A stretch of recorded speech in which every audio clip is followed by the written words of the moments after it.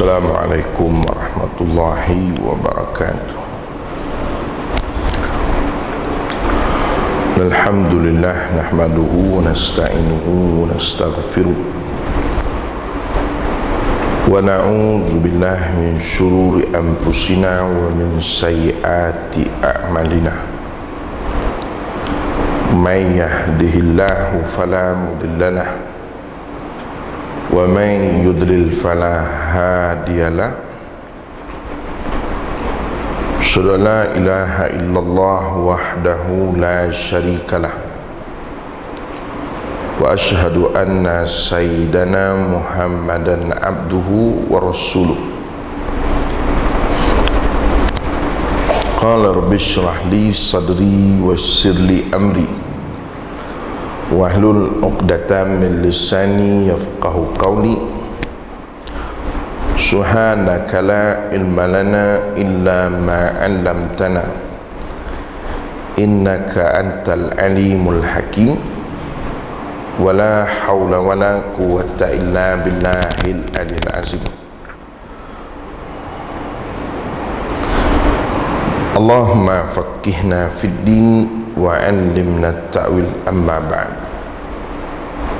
Terima kasih pada bahagia acara majlis Tuan Imam Musi dan seluruh altan kuasa,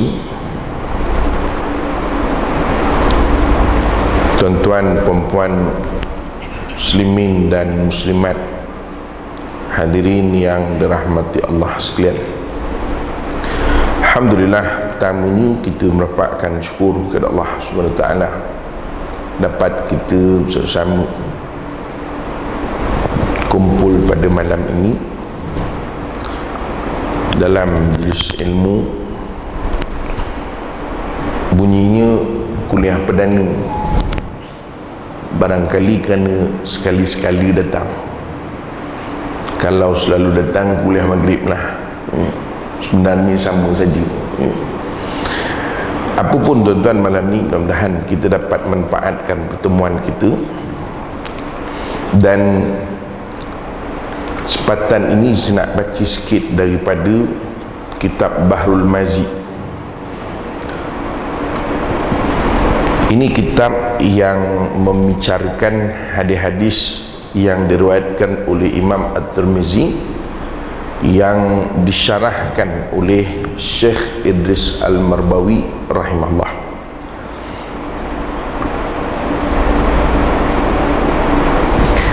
Dan kita nak baca pada bab yang ke-57. Babu ihfazillaha yahfazka.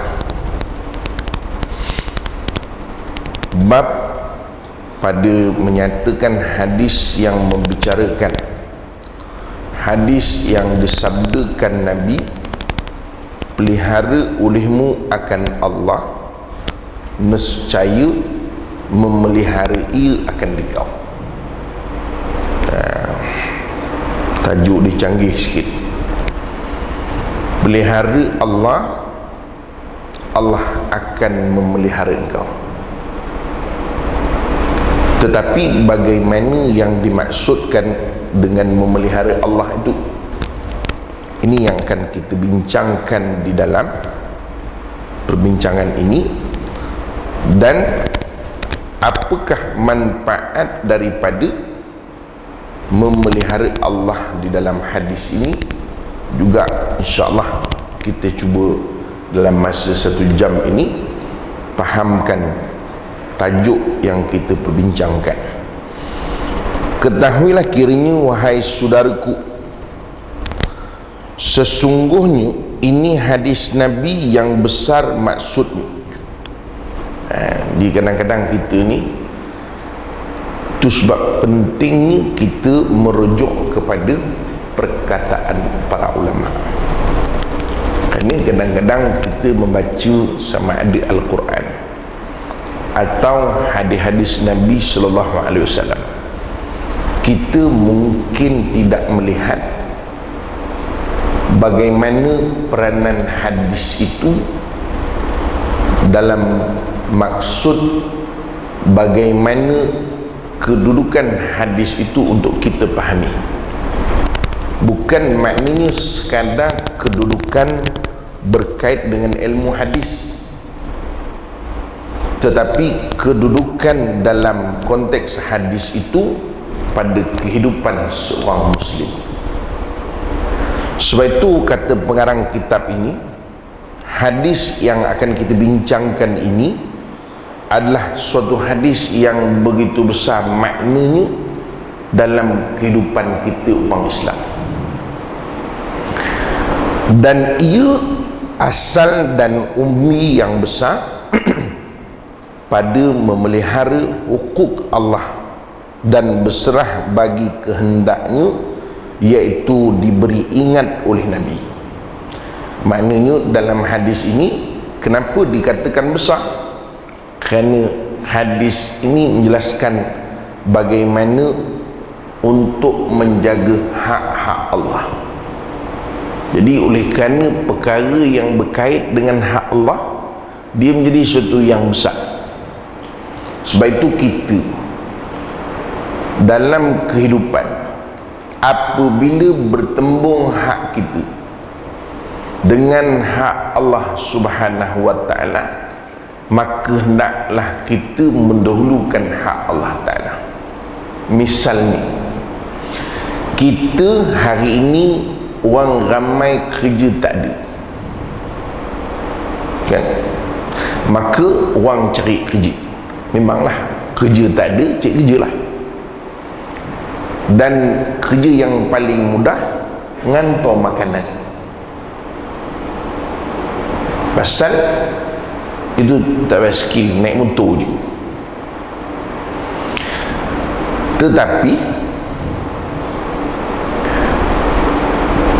dalam kita mengantar makanan, di sana ada hak Allah Ta'ala. Apa dia? Allah Ta'ala pesan dalam Al-Quran, wala ta'awanu 'alal ismi wal 'udwan. Jangan tolong menolong dalam perkara dosa dan permusuhan. Maknanya kita bekerja untuk hak kita, mencari rezeki nafkah, tetapi di sana ada hak Allah, menjaga halal dan haram. Walaupun pekerjaan kita yang kita usahakan namanya mengantar makanan, tetapi oleh kerana bertembung di antara hak kita dengan hak Allah Ta'ala, yang dihantar sup babi, contoh senang aja, contoh ni pening kepala mikir payah. Yang dihantar sup babi, itu kan jelas haram. Kita tak makan sup tu, kita tukang hantar saja. Jadi hak Allah Ta'ala ialah Allah melarang kita daripada tolong menolong perkara dosa. Itu kan haram, dosa. Kita tak makan, tolong hantar saja. Hantar kena kita dapat duit. Duit hak kita untuk kita berbelanja. Sebab itu apabila bertemu hak kita dengan hak Allah Ta'ala, maka hendaklah didahulukan hak Allah Ta'ala.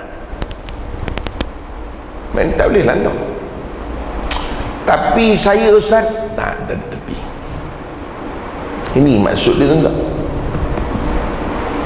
Tapi kadang-kadang kata ni zaman susah cari kerja, kata dia, hantar je lah.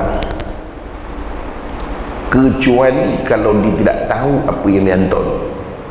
Tapi boleh kita tahu? Si tahu kan, takkan tak tahu, bohong. Nah tu kecelaran kita tu orang Islam.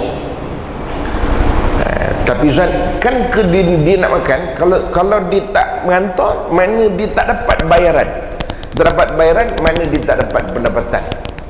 Ya, memang ada kaedah, apabila mudarat maka diharuskan, kan? Ada kaedah tu.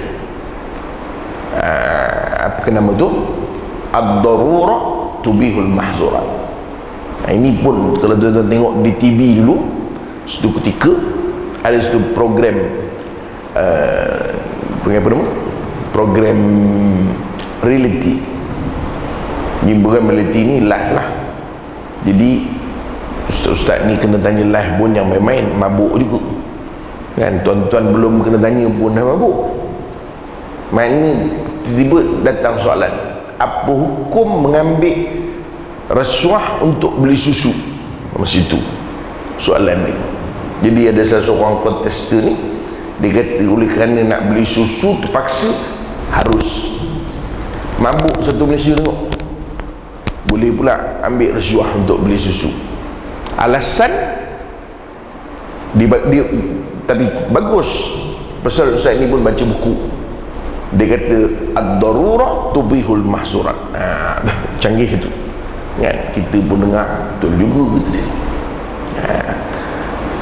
Cuma memahamkan kaedah tu kena jelas. Sebab itu para ulama sebut yang membolehkan dalam darurat itu andainya tamanya boleh menyebabkan mati. Makna tak ambil mati, tu maksud dia. Rasa tak minum susu tak mati lagi, belum mati lagi, belum. Dan kaedah mengambil itu pun diambil kira. Contoh orang campak dalam hutan, tak ada makanan, tak ada apa, lalu babi, malam ni babi lah paling kelima sekali, lalu babi tangkap. Itu kalau kami mengaji ilmu fiqh dulu, ditanya boleh makan tak? Belum boleh makan. Kenapa? Belum nak mati lagi. Masa tangkap belum nak mati lagi, tangkap. Jadi buat apa? Pikul. Berasa nak mati lah, potong sikit daging, bakar. Berapa banyak nak makan? Sampai hidup saja. Sampai sendawa haram. Faham tu tak? Itu mana? Bukan makna tak ada air tunggang arak. Dia bukan hilang haus, mabuk terus. Itu kan ad-darurah bil mahzurat. Tak betul. Jadi itu kadang-kadang kita bertembung hak kita dengan hak Allah Ta'ala, maka dahulukan hak Allah Ta'ala. Ni isu hari inilah. Tapi terlanjur tu saya bagi tahu juga tuan-tuan, saya tentang tuan-tuan tengok kereta saya parking dekat OKU tu, jadi saya tak ada kaitan dengan OKU.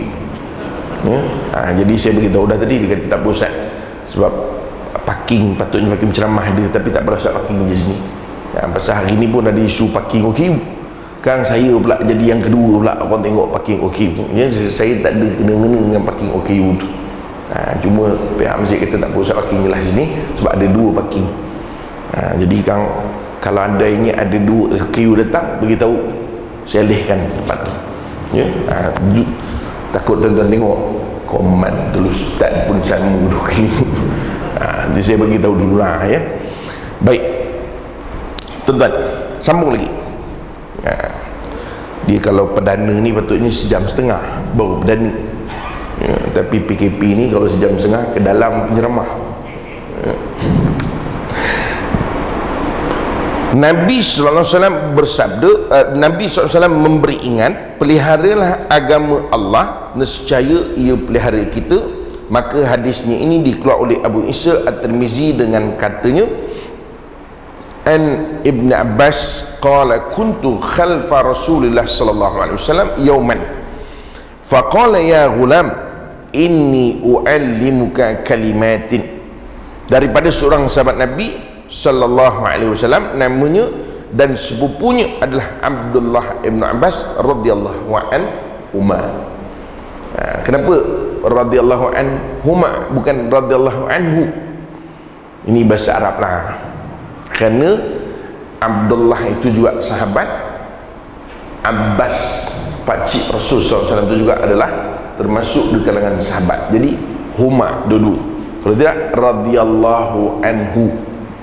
Macam Abdullah ibn Umar radhiyallahu anhuma. Tapi kita balun je lah asal bunyi, bolehlah tu. Anhu pun anhu lah. Dia kalau perempuan sahabiah Ummu Salamah radhiyallahu anha. Tapi kadang orang hu juga pun boleh lah, daripada tak bunyi langsung. Ummu Salamah diam je, tak bunyi langsung, lagi teruk, makna boleh. Cuma sebab itu disebut radhiyallahu anhuma. Kadang-kadang bila kita baca buku ada tulis tu, fahamlah kita, menunjukkan dua-dua adalah sahabat. Kita tak boleh Haji Karim radhiyallahu anhu, bawa tenang, tak boleh. Sekadar jemaah maghrib je tak dapat lagi radhiyallahu anhu. Kita dapat dekat ujung doa saja. Wa sallallahu ala sayyidina Muhammad wa ala alihi wa ashabihi, belum masuk lagi. Sebab itu kita tak masuk, sebab itu tak dapat anhu tu, radhiyallahu anhu tak dapat. Wa ashabihi wa tabi'in, dah masuk? Belum, bawa tenang. Tabi'in lepas sahabat? Belum. Wa tabi'it tabi'in pun tak masuk. Itu zaman Imam Syafi'i, zaman lambat lagi, bawa tenang. Kita wa tabi'inna lahum, tu baru masuk kita. Kalau imam tak sebut, tak masuk lah, nampak? Wa tabi'in sampai situ je baca, tak masuk. Dengan imam-imam pun tak masuk. Tu sebab tu bacaan begitu, wa tabi'inna lahum. Pasal nak sampai kita jauh, berapa kali tabi'in tu? Wa tabi'in wa tabi'in wa tabi'in wa tabi'in. Khawatir makmum kat belakang tengah berdoa subhanallah, kata dia, dia ingat imam lupa, imam pun tak ada kerja. Jadi itu ringkas je, wa tabi'ina lahum. Itu radhiyallahu anhu. Ini apa nama ni, kita beri kepada para sahabat Rasulullah SAW. Abdullah Ibn Abbas ini ataupun terkenal dengan gelarannya Ibnu Abbas.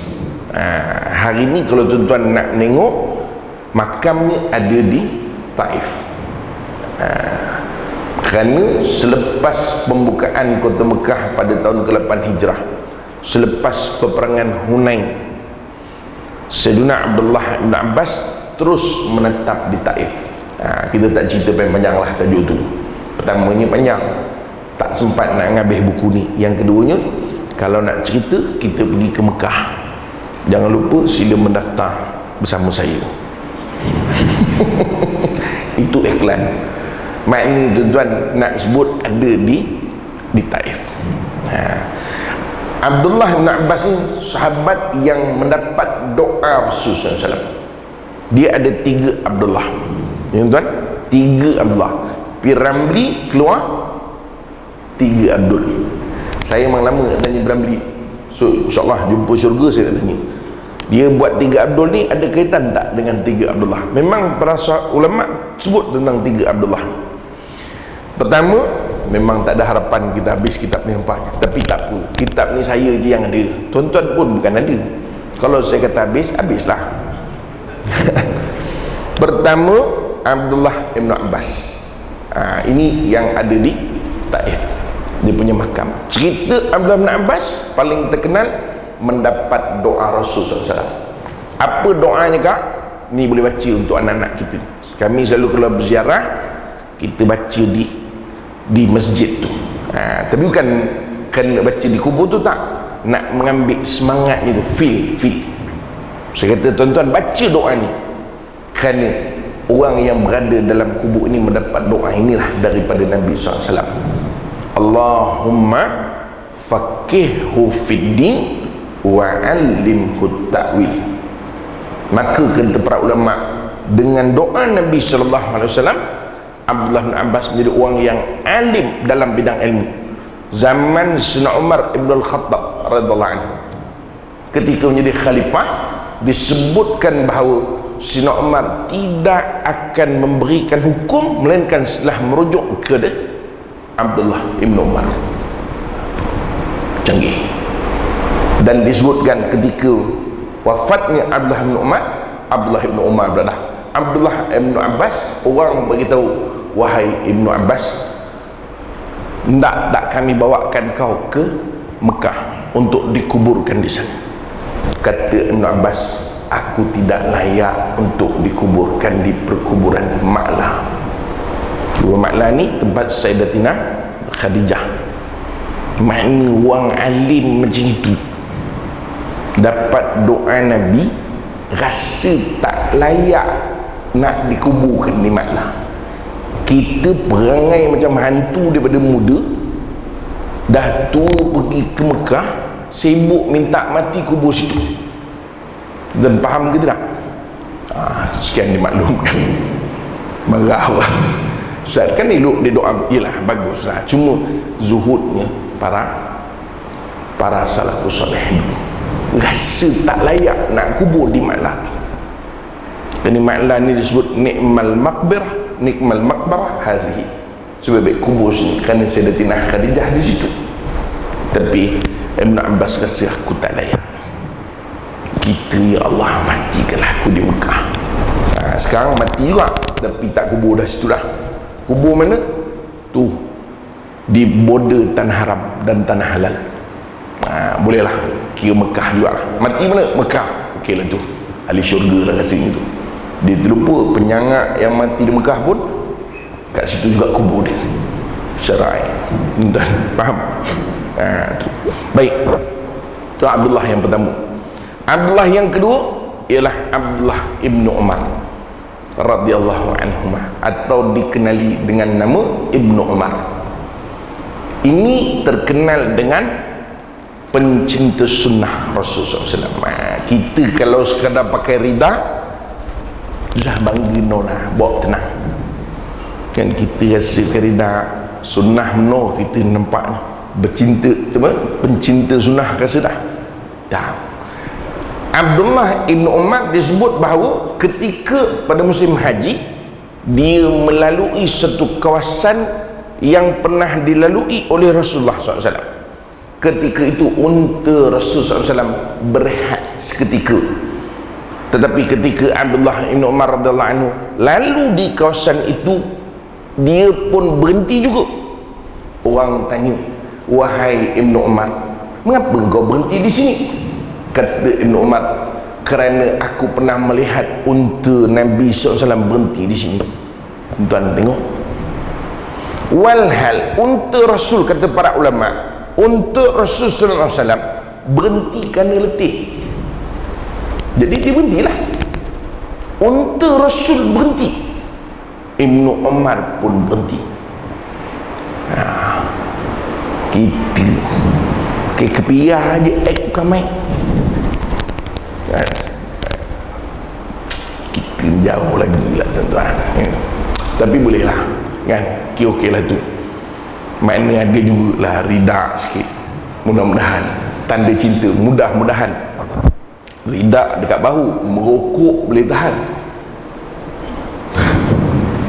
Marah orang merokok.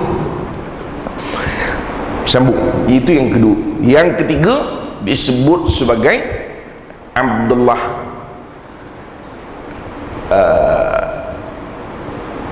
lupa pula dah nama, ya, Abdullah bin Abdullah apa? Siapa? Tak dengar pasal tutup mulut. Bukan Abdullah bin Zubair, bukan. Abdullah apa kepayah menung pula dia nak sampai. Tadi sampai dah, ya.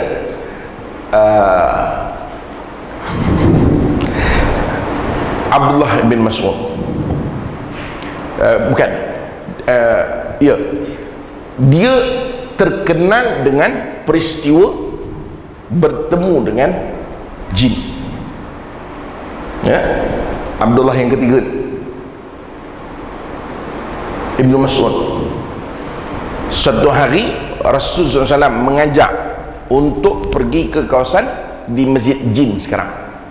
Tuan-tuan pergi ke Mekah, ada satu masjid namanya Masjid Jin. Orang-orang kita pernah pergi ke dalam, tak pernah. Saya pernah pergilah dan saya pernah solat di situ. Tapi orang kita tak ada kerja, sibuk nak tengok jin di situ. Tapi memang saya pergilah, saya pernah tengok sendiri dengan mata kepala ketika solat zuhur masa itu. Memang jelas nampak. Sebab itu memang tempat itu pun dipanggil Masjidul Jin. Memang saya nampak orang pakai seluar jin. Cuma dia jin atau tidak, Allahu'alam.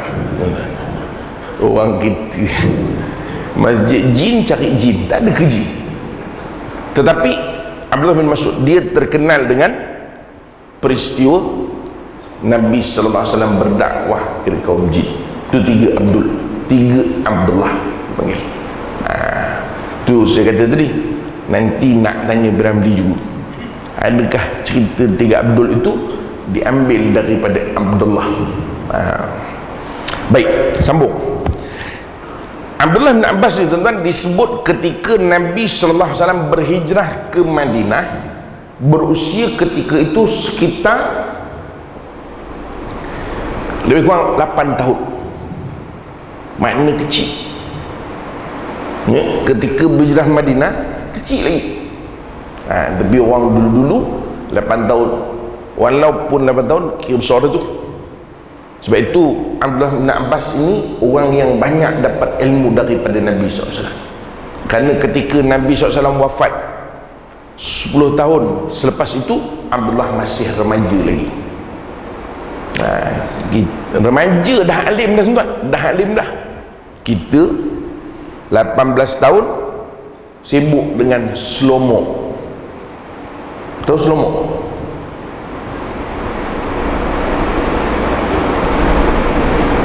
Tu tak apa-apa kerja kita. Tu kan 18 tahun, budak 81 tahun. Salah orang kita. Ketika itu disebut, kita adalah aku di belakang Rasulullah SAW sama-sama menunggang satu binatang. Maknanya duduk di atas tunggangan lah. Ia di hadapan, aku di belakangnya. Dan pada suatu hari di dalam kami sama-sama di atas binatang itu, lalu ia bersabda, hai budak. Ini panggilan untuk anak-anak, hulam ni. Dia kalau budak-budak, hulam. Nampak gaya tak ada PKP, hulam tak ada. Ada tadi satu hulam baca buku, dah hilang dah. Itu hulam. Kalau besar-besar ini, ini kira rasa ni syabab lagi ni, tengok gaya. Tapi kalau buka emas tak tahu lah kot.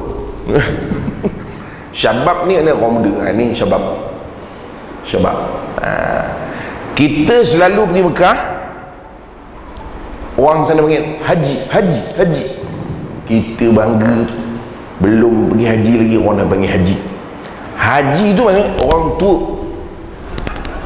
Jangan bangga nak haji ta'al. Itu mana orang tu meh, kita dengan benar bangga tu haji. Kalau hajah makcik tu lah kan, kita dengan benar bangga tu. Hajah Maimunah. Makcik tu Maimunah. Apa ini tak pakai dah hajah tu. So itu Nabi panggil ya ghulam, wahai budak. Panggilan. Sebab itu tuan jangan hoi. Apa hoi. Nabi itu Nabi, martabat tinggi dah. Ini panggil anak-anak hoi. Mentang-mentang dia tua, dia hoi kan. Dia kadang peti ada di masjid orang jenis gitu. Hoi budak-budak, hoi.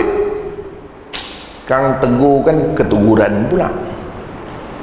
Jadi sabar je lah. Kadang dia tak nak tegur terus, dia kena kendian, nanti lambat sikit. Kalau tegur terus tu, mau ditempeling ni kita pula. Dia kenang tak kena lah. Nabi menganjurkan kita. Tok Nabi SAW tuan, bukan sekadar kita nak ambil hadis je, tengok bagaimana sikap Rasul SAW pada kanak-kanak. Rasul SAW lalu ada kumpulan kanak-kanak, Nabi bagi salam, Assalamualaikum. Nabi SAW bagi salam pada budak-budak. Kita balik sembahyang maghrib je, tu pun masbuk. Balik ke rumah ada budak-budak, dia negur budak-budak. Lain kali kalau orang tua lalu bagi salam, kau je lah bagi salam, apa payah sangat. Nabi bagi salam pada budak-budak. Kaedah tak rugi pun, tak rugi. Tengok bagaimana Rasulullah SAW itu kata Nabi SAW, man la yarham la yurham. Siapa yang tidak mengasihi, dia takkan dikasihi. Kita buat macam tu, baik pecik, baik. Kita jalan, dah tu mengumpat. Dah tua bertongkat, jadi kita gulik pada muka. Tuan-tuan, sebab kita tak mengasihi, maka dia takkan dikasihi, kata Nabi SAW. Lepas tu kita dengan budak-budak tenang kan? Saya suka masjid ni baguslah nampaknya, ada budak-budak. So tengah masjid sibuk, suruh budak-budak keluar semua. Terhalau budak-budak keluar. Budak-budak tolong keluar. Dan jangan keluar pula. Risau anak kat belakang tu, ustaz ni suruh aku keluar, kata dia. Apa hal keluar pula? Kadang orang tua-tua ni pun satu hal. Tak ada ustaz, budak-budak ni sibuk berlari-lari dalam masjid. Budak-budak memang begitulah. Kalau budak-budak berlari, suruh duduk. Kan dia lari sana, duduk. Shh. Lari balik, pergi sana. Shh. Duduk. Itulah kaedah. Lari sana suruh duduk. Apa yang kita pening kepada? Itu kaedah dia. Yang masalah kalau orang tua boleh lari dalam masjid, lari apa hal ni Ji? Tak tahulah, kita suka. Yang ni tak payah. Angkat ramai, campak luar. Tua tak ada kerja. Dah azan ke apa tu? Dah azan? Dah masuk dah? Jadi tuan, kita bertenang seketika, jangan ke mana-mana, kembali semula selepas ini. Banyak tu kamera malam ni macam-macam TV ada ni. Baik, jadi budak-budak sebab itu Nabi SAW orang yang sangat mesra anak-anak. Bahkan bukan begitu saja, disebutkan juga bahawa Rasulullah SAW mengajarkan juga anak-anak. Sebab itu dikata di sini, ketika itu di dalam hadis ini dipanggil budak kerana Abdullah ibnu Abbas berumur 9 tahun. Maknanya 9 tahun dan berkawan dengan Nabi. Kita kalau anak-anak tak ke masjid, tak ke surau, bila dia nak berkawan dengan orang baik-baik? Bila dia nak duduk dalam majlis ilmu? Bila dia nak kenal dengan buku-buku para ulama? Yang mengajar tu pangkat cikgu je lah, tapi buku-buku para ulama bagaimana dia nak kenal? Rasul SAW bersahabat dengan budak umur 9 tahun. 9 tahun.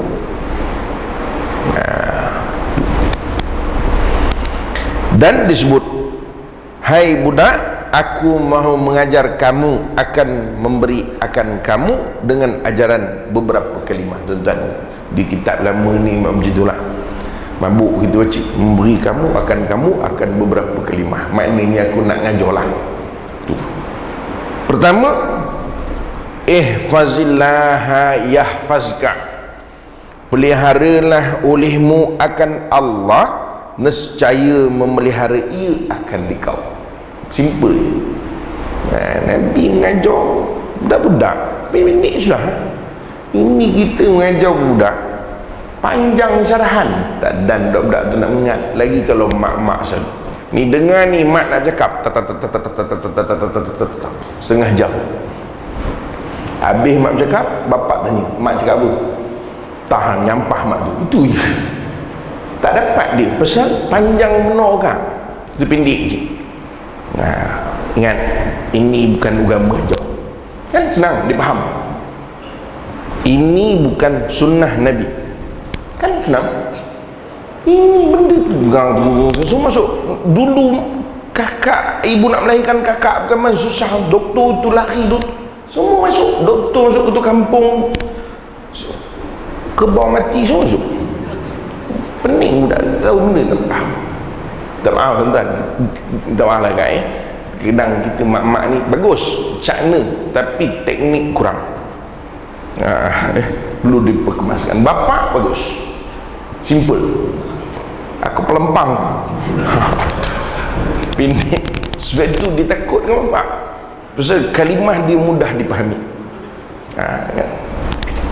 Ingat sebelum kena terajang aku, itu jadi cepat dia tanggap kau. Kalau bapak pun sama macam mak juga, memang habis. Marah kau ibu malam ni. Tu Nabi ajar tuan, ihfazillah yahfazka. Peliharalah olehmu akan Allah, nescaya memelihara ia akan dikau. Yakni pelihara olehmu akan agama Allah daripada sia-sia dan bertukar ganti, dengan bahawa engkau pelihara segala suruhnya yang diwajibnya, dan pelihara segala yang ditegahnya yang diharamnya. Maka perbuat segala yang disuruhnya itu dengan sebenar-benar menjunjungnya, dan menjauh akan segala yang ditegahnya dengan sebenar-benar menjauhkan. Maka jangan dilihat Allah akan kau pada tempat yang ditegahnya itu. Apabila taat kamu akan Allah, nescaya menjunjung segala yang disuruhnya dan menjauh segala yang ditegahnya, nescaya dikelilingnya akan dikau dengan beberapa malaikat di hadapan engkau dan di belakang engkau. Memelihara mereka itu akan dikau daripada suruh Allah. Maknanya tuan-tuan, maksud pelihara Allah, peliharalah agama Allah. Artinya apa? Halal dan haram itu kita sebut tadi.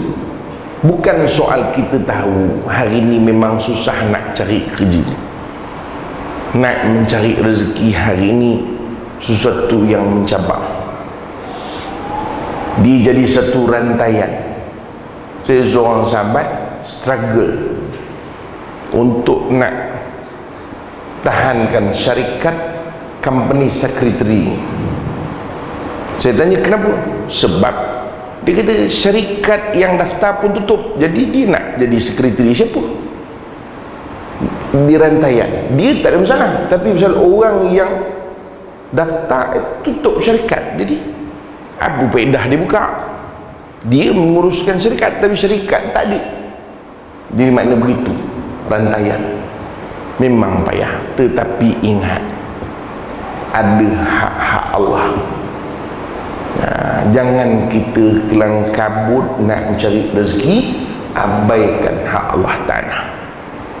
Ni kadang-kadang jadi masalah, sehingga tidak ketahuan mana yang halal, mana yang haram.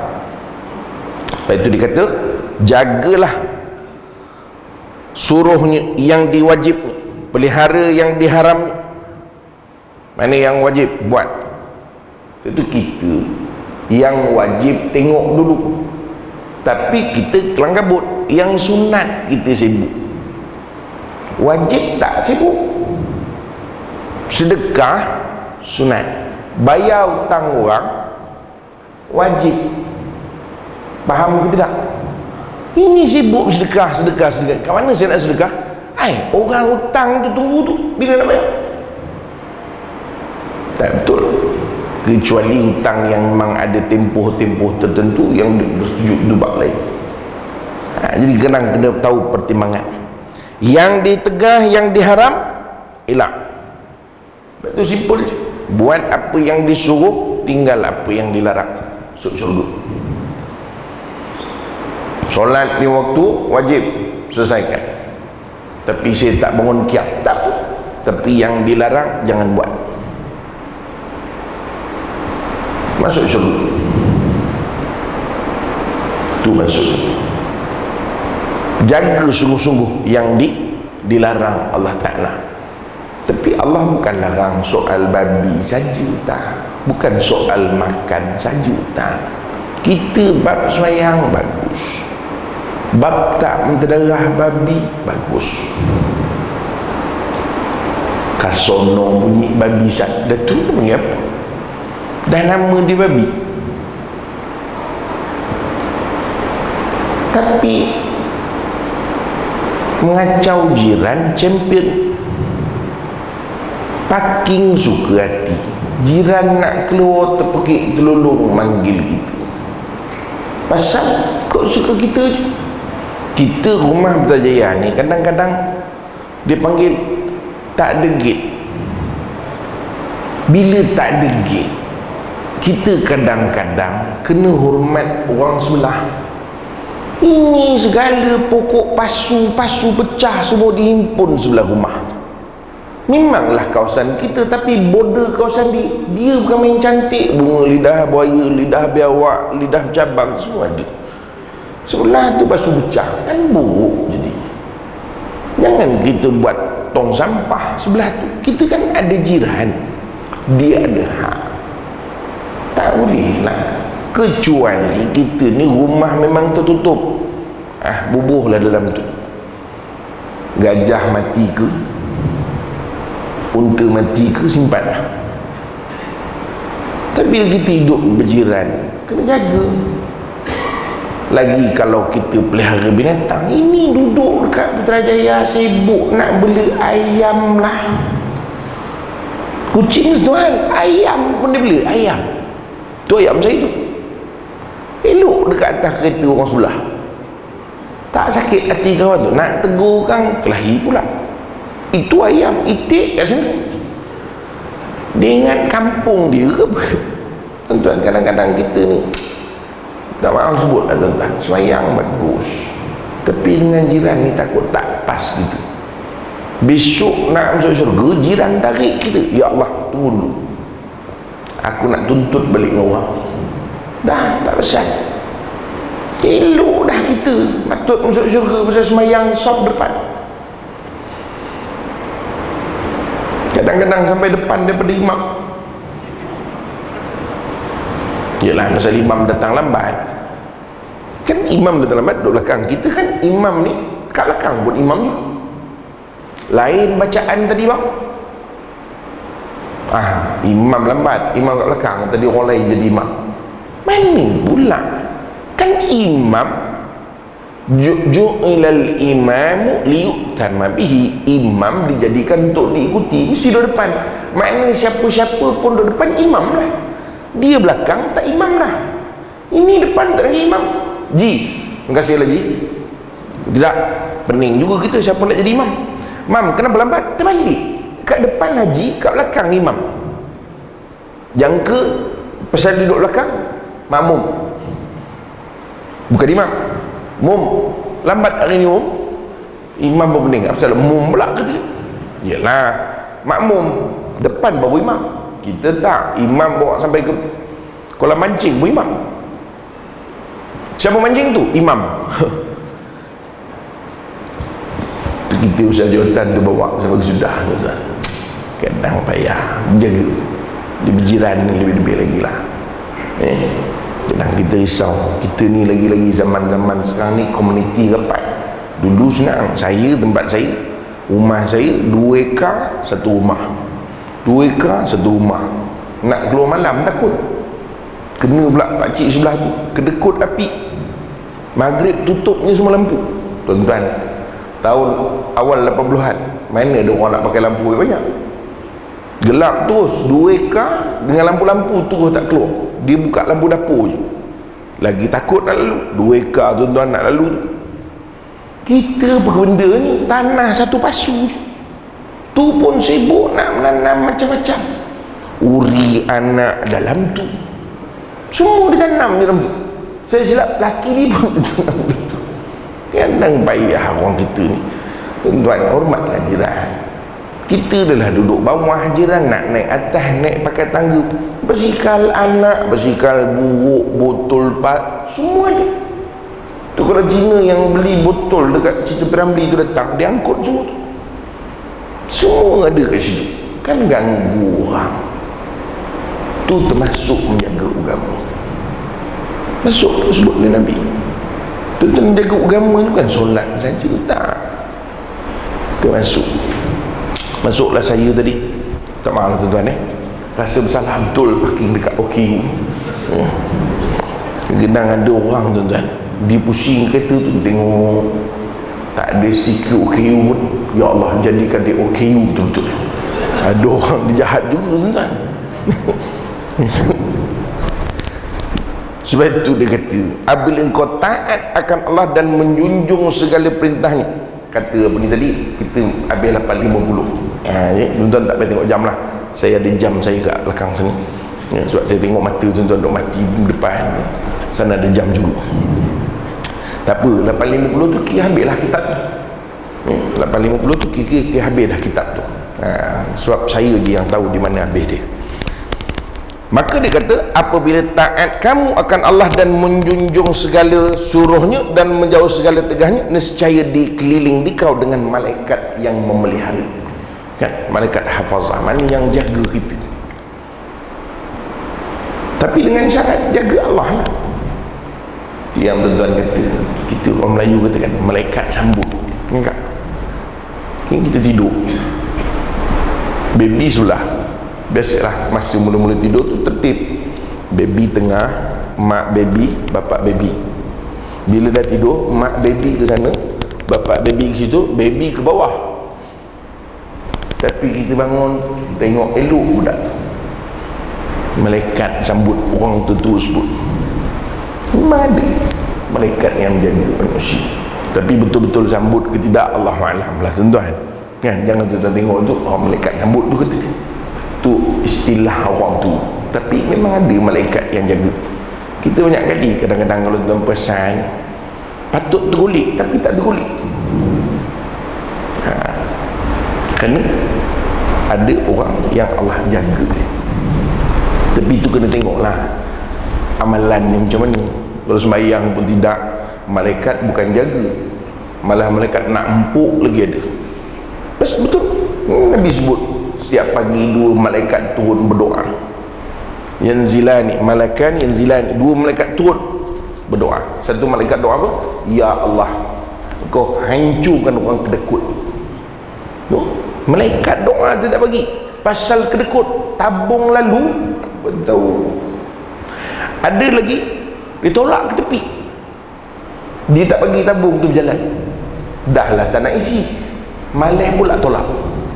Jangan. Malaikat tengok jaga kau besok pagi-pagi. Sebab malaikat dia, Nabi dah sebut, dia doa pagi. Jadi macam ni isyak dia tak doa lagi, dia tunggu pagi besok, tunggu.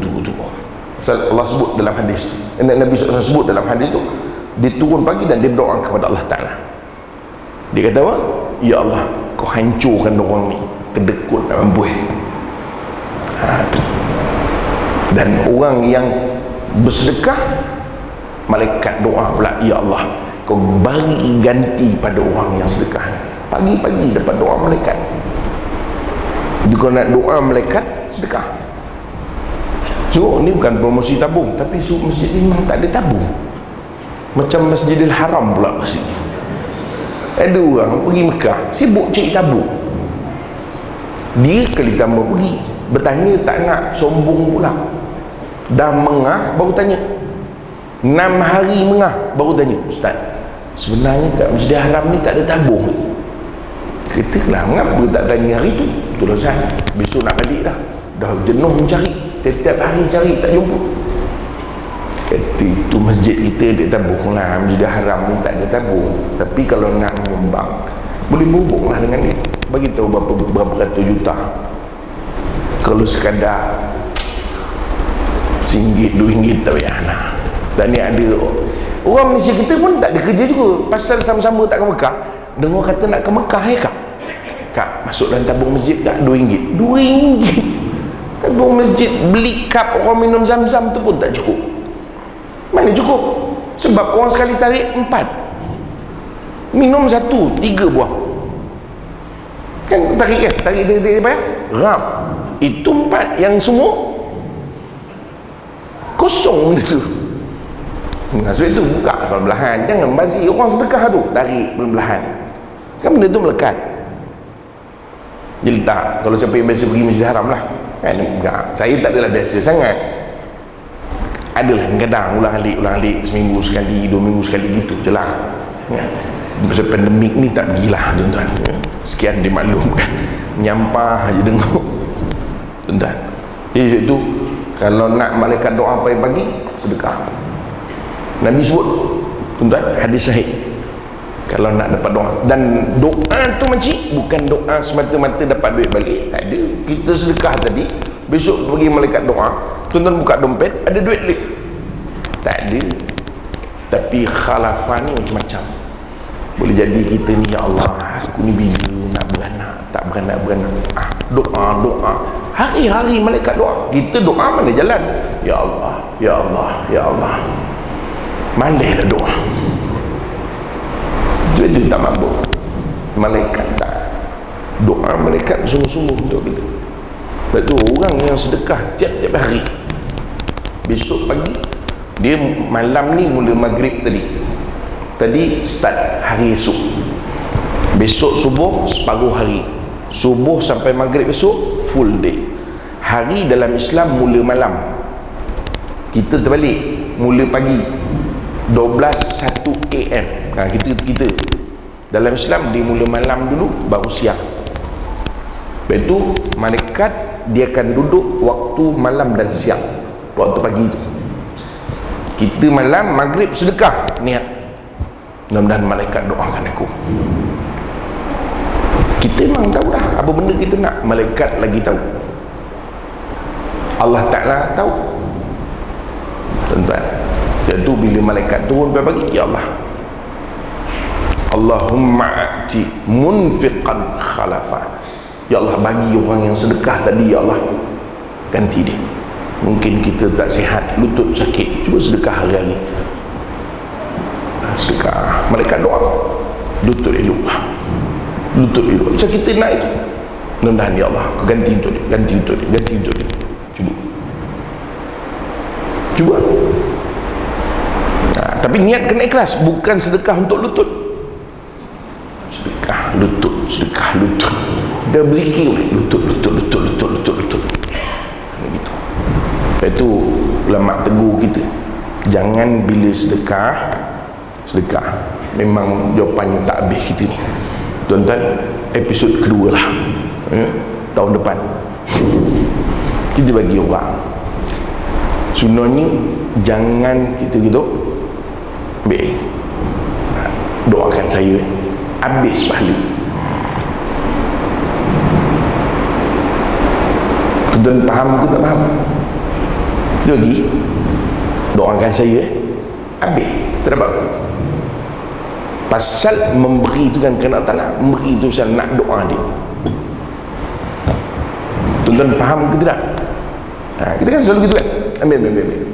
Doa pakcik doa pakcik lagi tak jalan, pagi je dalam hati, malaikat pagi esok buat kerja dia. Nampak tak? Tahu dah tu, faham ke tak? Itu dia ngaji kuliah ni tak ada ilmu. Kalau ikut ilmu pedagogi, dia mula-mula tu je dapat, di ujung tu dah macam yang menyesal pula aku tak makan dulu tadi, panjang punya kuliah. Dia dah macam-macam dia fikir. Saya habiskan tuan, ya? Ni habis perenggan ni bermakna habis lah keseluruhan ni. Dia kata, maka bila engkau pelihara agama Allah seperti yang tersebut itu, nescaya dipeliharanya engkau, yakni dipelihara dirimu, isteri, anakmu dan hartamu dan agama dan duniamu. Makna pelihara agama Allah, Allah jaga semua, termasuk duniamu, kata pengarang kita. Betul, ada pepatah kata-kata hikmah dia kata apa? Orang yang mengejar akhirat, dunia akan mengikut. Kejar akhirat, dunia follow belakang. Tapi orang yang mengejar dunia, akhirat tak ikut dah. Kejar akhirat, dunia follow. Jadi siapa yang menanam padi, lalang tumbuh sendiri. Tanam padi kan tumbuh lalang, tapi cuba tanam lalang, buat apa tu? Tanam lalang, lalang pula untung tumbuhlah padi, tak ada. Pasal yang mengejar dunia, akhirat tak ikut. Tapi yang mengejar akhirat, dunia ikut. Ada orang suka dengan agama, suka semua,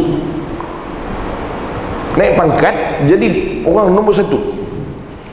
benda dalam kepala dia agama dulu. Saya nak surau diaktifkan. Itu kepala dia. Duduk satu institusi besar, surau dibikin dulu. Berpegawai beritahu lah, kata ustaz, bos cukup suka dengan surau tu. Habis meeting, surau dia cari ni. Mana orang ada pangkat, dipikir dengan pangkat dia untuk agama dia. Senang.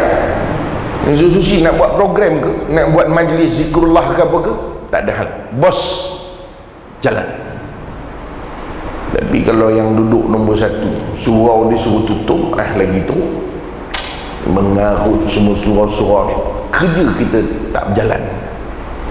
Jadi biar ada orang duduk nombor satu, surau dihidupkan dulu. Kita pergi surau, lain macam bentuk surau ni sekarang. Ustaz, bos baru kata dia. Apa pasal? Bos baru suka surau. Ada satu saya pergi pejabat korporat dulu tuan, dia masuk jadi CEO, dia kata panggil kontraktor, saya nak pasang dalam pejabat ni semua tingkat speaker. Orang bening, apa hal? Rupa-rupanya sambung dengan surau, ceramah yang tak pergi surau pun dengar juga, terpaksa sambung je. Nak tutup tak boleh. Canggih orang 21, siapa berani lawan? Tak nak orang nak komplain. Encik, saya tak bersetuju speaker. Okey, you boleh berhenti, resign. Kan canggih. Sebab akhirat dia pegang dulu. Macam ada harapan? Tak ada harapan. Tuan-tuan, cukuplah tu 8.50 lah. Sudah tu mengaji mana habis kan? Lain kali mengaji lagi. Banyak lagi ustaz. Masjid ni pun banyak ustaz, jadi datanglah mengaji hari-hari. Setiap hari kuliah perdana. Saya pesan dengan juga pihak masjid, balonnya nama apa-apa hari-hari walaupun kuliah maghrib kan, kuliah perdana, kuliah sempena. Orang kita kan suka macam tu. Kalau dia statik kuliah maghrib, tak datang lah kata dia. Ada apa malam ni? Kuliah sempena bulan Safar. Menung dia mikir, bulan Safar ada apa? Dia itu kuliah perdana, kuliah khas. Walaupun ustaz yang sama, kata kuliah khas, memang malam ni khas ustaz tu ceramah tajuk malam ni, tapi ustaz yang sama juga. Orang kita dia kena teknik kenapa sikit tuan-tuan, tukar. Kalau dulu boleh makan, saya selalu sebut, kita suka makan kecil je, jamuan disediakan, orang tak nampak. Kuliah besar, tukar, makan besar, kuliah kecil.